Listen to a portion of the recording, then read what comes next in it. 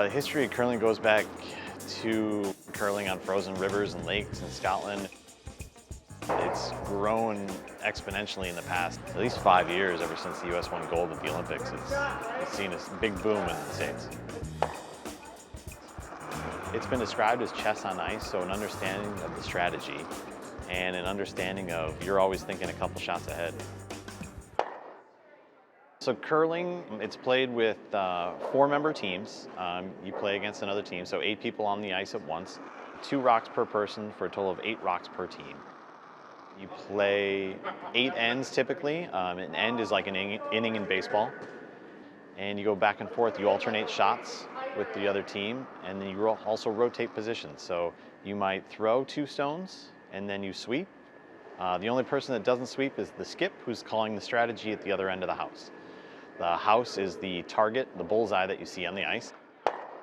And once you're done throwing all 8 stones of yours and all 8 of the opponents, you count up how many rocks are in the house, which is the bullseye, and the closest to the center before your opponent's rock scores. Only one team gets to score, and you can score up to 8 points or just 1. This is your typical curling stone. On average, they weigh about 42 pounds.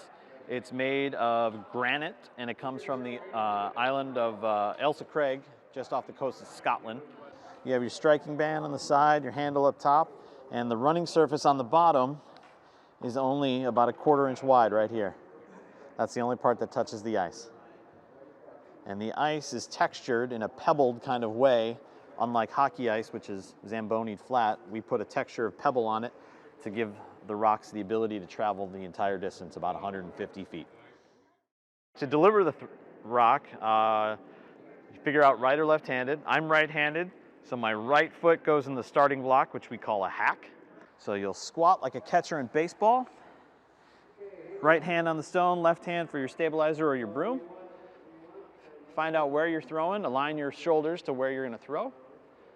You're going to want to bring your hips up, lean back to get your weight back, and then push with your right foot, slide onto your left.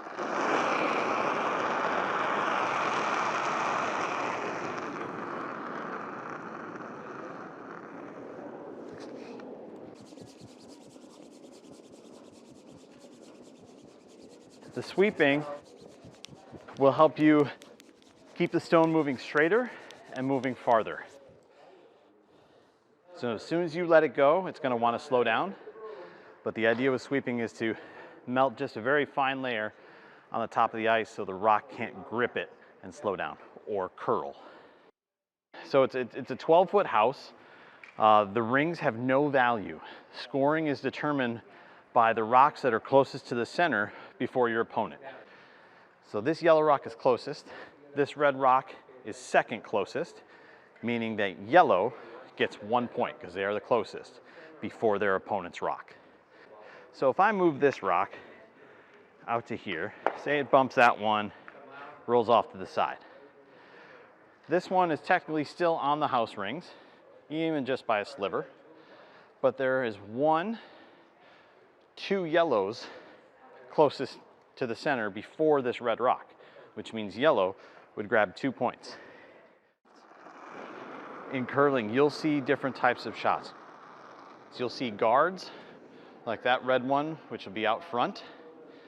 Then you'll see what are called draws, which are slower shots, which try to get to certain areas maybe behind the red, like this yellow.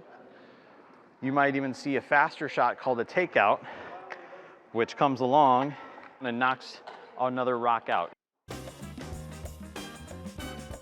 Minnesota and Wisconsin have a huge curling population. Our club, we have just under 300 members. There's a club in Cedarburg, there's a club in Racine, and Kettle Moraines out in Heartland. So just in the Milwaukee Metro, you have 4 clubs. It's a great winter activity. It helps the winter go by quicker. And we have ages 8 through probably into their 80s at our club. You'll find probably lifelong friendships in the curling club as well.